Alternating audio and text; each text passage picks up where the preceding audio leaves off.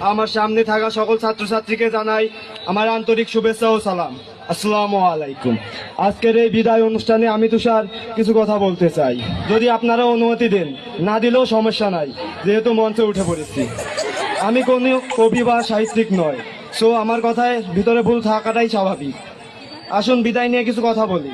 বিদায় হচ্ছে আমার কাছে অতি চেনা ও কমন শব্দ, কারণ গত 5 বছরে এই বিদায় আমার অনেকবারই হয়েছে, বাট এবার একটু ডিফারেন্ট, কারণ হেড স্যার এবার আমাকে আনুষ্ঠানিকভাবে বিদায় দিচ্ছে। এটি বিশেষ করে আমার কপাল, মানতেই হবে।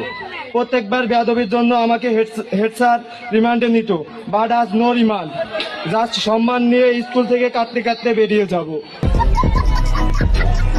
আজ আমাকে নিয়ে কিছু সত্যি কথা বলতে চাই। আমি তুষার পড়াশোনায় বড়ই ফাঁকিবাজ।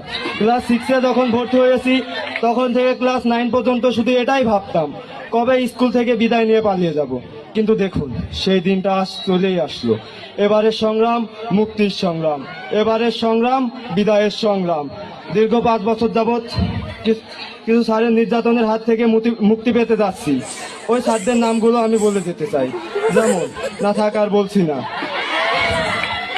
আজ আমার খুশির দিন, আবার কষ্টেরও দিন, কারণ চলে যাচ্ছি তাই একটু আনন্দ লাগছে, আবার কষ্টও লাগছে, কারণ তাদের শাসনগুলো অনেক মিস করব। সত্যি বলতে